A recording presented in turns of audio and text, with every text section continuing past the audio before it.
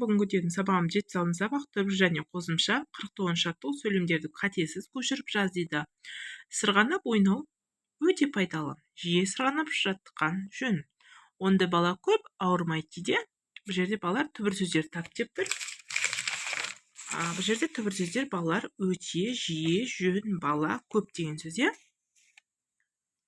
49 жаттығу екен. Енді 50 жаттығу. Тірек сөздерді пайдаланып сырғанақта тақырыбына әңгіме құрастыр дейді. Тірек сөздер қыз, балалар, шана, аяз, шаңғы дейді. Балалар былай сөйлем құрасақ болады. Қыз келді, қар жауып, дала аппақ қарға оранды. Балалар шаңғыларын алып, сырғанақ тебу үшін төбеге шықты. Балалар төбеден кезекпен сырғанады. Ойын өте қызықты болды. Үстіп жазсақ болады екен. Бұл 50 жаттығу екен. 51 жаттығу. Өлеңнің қатесін тауып көшіріп жаз дейді. Жазда суда тебеміз, құмда күнге денеміз. Жалаң аяқ жүземіз, қыста қызып күйеміз. Коньки шаңғы жүреміз. Жалқаулықты тастаймыз, жаттығуды бастаймыз дейді. Қарамен жазған сөздердің түбірі мен қосымшаларын тап дейді. Бұл 51 жаттығу екен. Балалар бізде жазда, құмда, қыстая. Бұл жерде жаз деген түбір, да деген қосымша екен, құм деген түбір, да деген қосымша екен, қыс түбір, та деген қосымша екен. Міне балалар өйстіп жазамыз.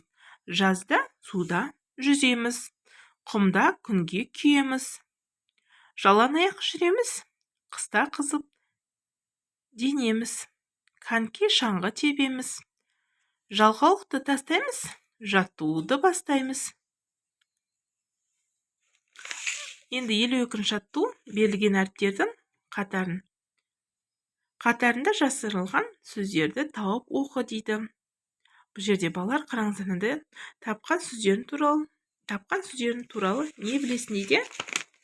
Балалар біріншісі баскетбол болып тұр, екіншісі бассейн болып тұр, үшіншісі боксшы, төртіншісі жүзгіші.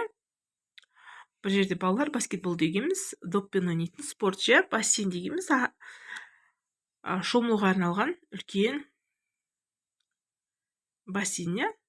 Боксшы дегеніміз спорттың